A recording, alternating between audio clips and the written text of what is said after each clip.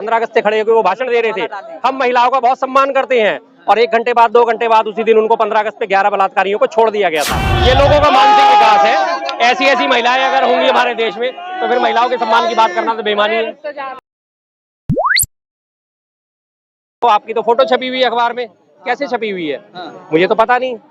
मैं तो यहाँ रहती हूँ, किराए के मकान में रहती हूँ, 500 रुपए महीना देती हूँ। तो वही हाल आज भी है। आज दावा कर रहे हैं कि हमने 4 करोड़ लोगों को मकान दे दिए हैं। दिए होंगे 2-4 लाख लोगों को मकान दिए होंगे और कह दिया कि हमने मकान दे दिए। गिनती बढ़ाने में तो इनका कोई सानी नहीं है। जब हमारे मोदी जी 60 करोड़ मतदाताओं को 600 करोड़ मतदाता कर सकते हैं तो उसमें कोई बड़ी बात नहीं है।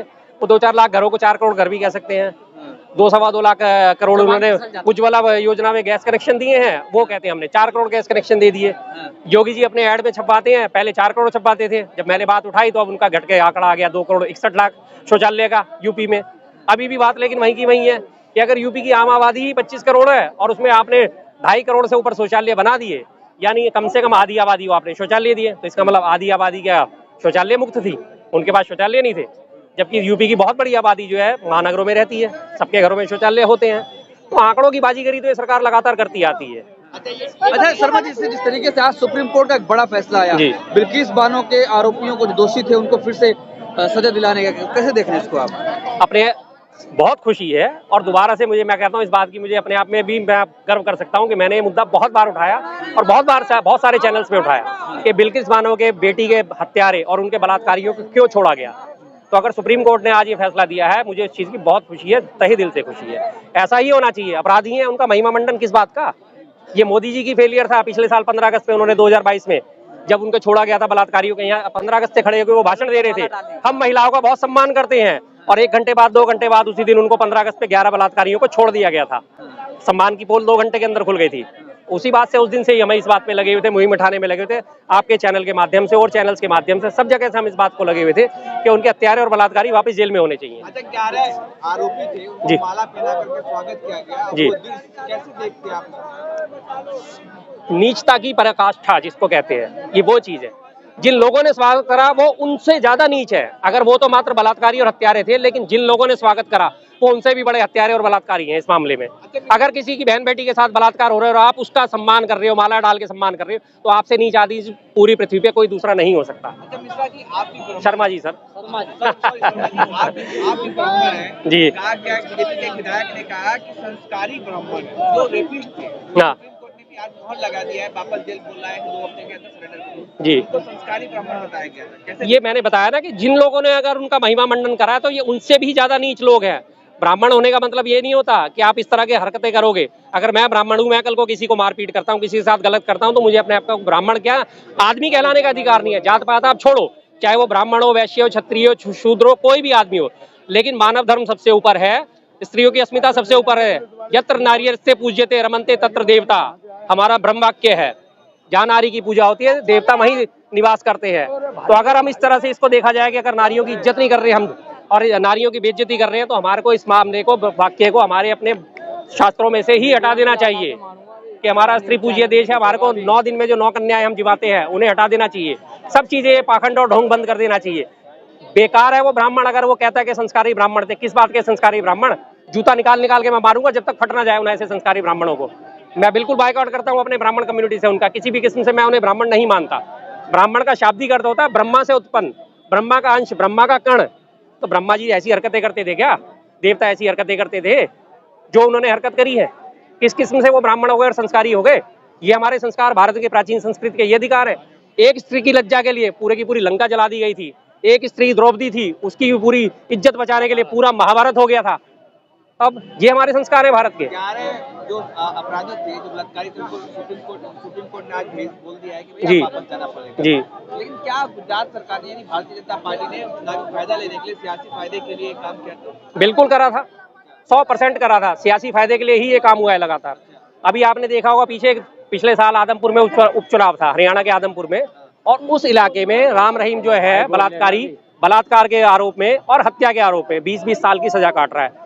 उसको पैरोल पे छोड़ा गया था 40 दिन की और उसके थ्रू प्रचार करवाया गया था क्योंकि उसकी कम्युनिटी में थोड़ी सी पैठ है। और पीछे भी अब जब चुनाव हुए थे तो फिर उसको पैरोल दी गई।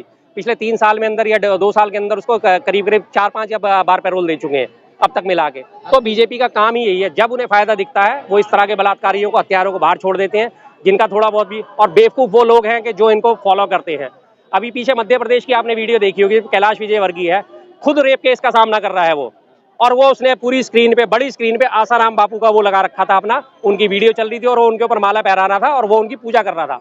तो इस तरह से मैंने अभी थोड़े दिन पहले भी ये बात बोली थी, बलात्कारी जनता पार्टी।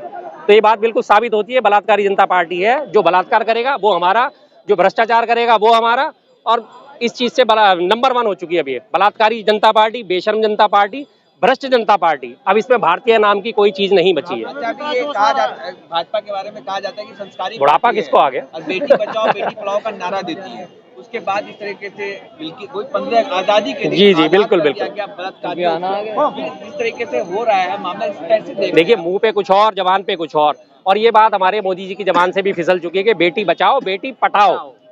ये शब्द उन्होंने बोला था, सबको याद है, बेटी बचाओ बेटी बचाओ। जो दिल में होता है वो जबान पे कभी कभी आ ही जाता है। तो वो तो साफ कहते हैं बेटी बचाओ कमल के फूल से, आगे की बात वो खा जाते हैं। जैसे कभी एक बार महाभारत में इंसिडेंट हुआ था ना, अश्वत्थामा मारा गया किंतु इतने में वो ढोल ढमाके बज गए और बाद में जो हाथी शब्द था वो छुप के रह गया। तो इनका हालत वही है, बेटी बचाओ लेकिन कमल के फूल से, वो इनका साइलेंट हो जाता है। अभी ताजा BHU का उदाहरण सबके सामने है, और हमें भी पूरी लिस्ट मैंने आप सब लोगों को दी थी, कितने बलात्कारी भारतीय जनता पार्टी में भरे पड़े हैं और इनके कानों पे जूं नहीं रखती। लेकिन जितने भी गुनाह करो, जितना भी कुकर्म करो, फिर जय श्री राम का नारा लगा के ढक गया था। आप ब्राह्मण हैं, तो कैसे इस मामले को आप क्या कहना चाहेंगे? नीच लोग हैं इस किस्म के। श्री राम जी ने कभी भी इस तरह से कोई हरकत नहीं करी। श्री राम जी हमारे आराध्य है, श्री राम हमारे पूजनीय है, अनुकरणीय है।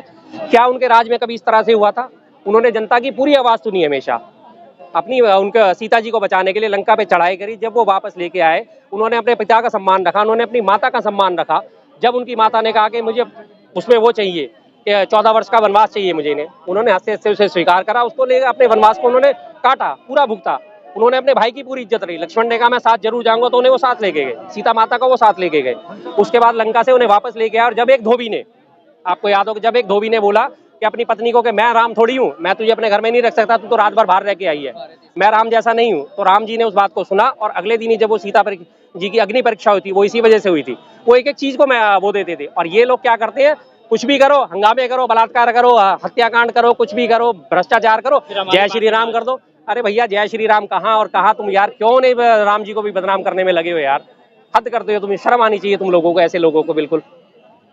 24 में क्या सोच रहे हैं, क्या बदलाव होगा जिस तरीके से मुद्दे लगातार बढ़ते जा रहे हैं? बदलाव होगा सर, बदलाव निश्चित है। बदलाव 2 चीजों पे डिपेंड करता है। सबसे पहले तो हम बार बार ईवीएम का मुद्दा उठा रहे हैं। ईवीएम बैन होनी चाहिए, ईवीएम बैन हो जाएगी, बैलेट पेपर से चुनाव हो जाए, और एक चरण में चुनाव होना चाहिए। दूसरी हमारी मांग सबसे बड़ी यही है। ये 2 काम हो गए पूरे, तो हर हालत में बदलाव निश्चित है। अच्छा रुकिए, और पूछते महिलाओं से जल्द से जल्द आए, क्या सोचती हैं, 24 में बदलाव चाहती हैं फिर से मोदी सरकार? नहीं, मोदी सरकार आनी चाहिए, मोदी सरकार आनी चाहिए बिल्कुल, क्योंकि जो उन्होंने किया वो कोई भी नहीं कर सकता। क्या किया ऐसा बताइए कुछ? उन्होंने बहुत अच्छे काम किए, कश्मीर का मुद्दा सॉल्व किया उन्होंने, और ये जो अयोध्या मंदिर बना उनकी वजह से, नहीं तो मुमकिन नहीं थी ये चीजें। अच्छा, मंदिर बन गया उनकी वजह से? बिल्कुल। और कोई काम? 2 ही काम हुआ, 370 हट गया, अयोध्या हो गया, और उन्होंने कितने काम किए, रेप कम हो गए, योगी जी जैसे आए हैं, कितने रेप होते थे, नहीं कम हुए? रेप कम हो गई। बीएचयू में अभी बीजेपी के कार्यकर्ताओं ने बलात्कार किया है, सब पकड़े गए। ऐसा कुछ नहीं है, वो बदनाम करने की एक रणनीति होती है। अच्छा, वो ऐसा कुछ है ही नहीं। देखिए बदनाम भाई मैं इनको क्या कहूँ, आप महिला हो गए और महिलाओं के खिलाफ ऐसी सोच रखती हैं। अगर ये 60 दिन के अंदर अंदर वो तीनों के तीनों बलात्कारी पकड़ेंगे। आज की डेट में वो जेल में है, और वो कह रहे हैं कि नहीं जी ऐसा कुछ हुआ ही नहीं। तो इन्हें तो फिर मणिपुर भी नहीं दिखा होगा, इन्हें फिर मणिपुर भी नहीं दिखा होगा। पूछा जरा इनसे, मणिपुर जानती है? शराब बेच के वो जेल में बैठे हैं, केजरीवाल का भी चल रहा है। मैं सब बात और मनीष सिसोदिया के बारे में बात करनी तो अगला मुद्दा उठाओ। आप बलात्कार की बात करोगे, ऐसा कुछ नहीं हुआ, तो मणिपुर भी नहीं हुआ फिर इसकी मतलब आपकी नजर में? तो चीजें हुई है, दोनों तरफ से होता है, दोनों तरफ से होता है, एक तरफ से नहीं होता। हाँ? अगर मणिपुर में भी हुआ तो आप मना कैसे कर रहे हो कि महिलाओं के साथ बलात्कार नहीं हुआ? ये रही पूरी लिस्ट। रुको, बीजेपी के सारे पदाधिकारियों के मैं लिस्ट दिखा देता हूँ इनको। मैं तो निकल गया। आप किसी के लिए लड़े क्यों नहीं? फिर यहाँ पे लिस्ट दिखाने से क्या होगा? हाँ दिखा रहा हूँ ना मैं आपको, बलात्कारियों की लिस्ट दिखा देता हूँ मैं आपको। रुकेंगे आप, सुनेंगे? लिखापढ़ी भी हो रही है, चलो इतना भी तो आप सुनेंगे बलात्कारियों बीजेपी पे बलात्कारियों की लिस्ट। बीजेपी मत बोलो बलात्कारियों को। मैं बीजेपी के ही सारे हैं तो बीजेपी क्यों ना बोलूं। वो भी बताइए, हद हो गई। कोई बात नहीं, बलात्कार तो ऐसे ये रही पूरी लिस्ट है, सारे के सारे बीजेपी के हैं। आम पार्टी की सोमदत्त भारती ने क्या किया ये था? सारी बीजेपी की लिस्ट आम है। पार्टी की सोमदत्त भारती ने क्या किया था? हाँ दिखा दो, निकालो आप। ट्रिपल है सर, आपके पास है तो आप निकालो। घूमते हो ना अरे मेरे भाई आपके पास है तो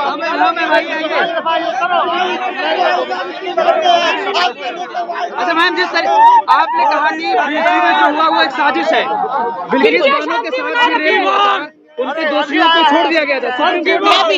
बीजेपी के बारे में कुछ गलत नहीं बोल सकती, बहुत अच्छे काम हो रहे हैं। बिल्किस बानो को जानती है?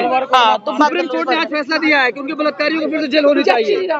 मुझे नहीं पता जी, मुझे भी नहीं पता आपको। नहीं मौन व्रत है इस पर, यानी बीजेपी के खिलाफ जो है सब मौन व्रत। बिल्कुल बीजेपी के बारे में कुछ नहीं बोल सकते। हर हर मोदी, घर घर मोदी। ये लोगों का मानसिक विकास है, ये लोगों का मानसिक विकास है। ऐसी ऐसी महिलाएं अगर होंगी हमारे देश में तो फिर महिलाओं के सम्मान की बात करना तो बेईमानी है। वो कह रही है कि बीजेपी में रेप ही नहीं हुआ, वो तीनों वो एक्यूज ही नहीं थे। मैडम का क्या बोलूं, अब चली गई है। बदनाम करने की कोशिश की। हाँ, बदनाम करने की कोशिश करी है। पूरा कोर्ट उनके पीछे पड़ा है। जो लड़की है बेचारी, ये भी महिलाएं थी जो भी गई थी।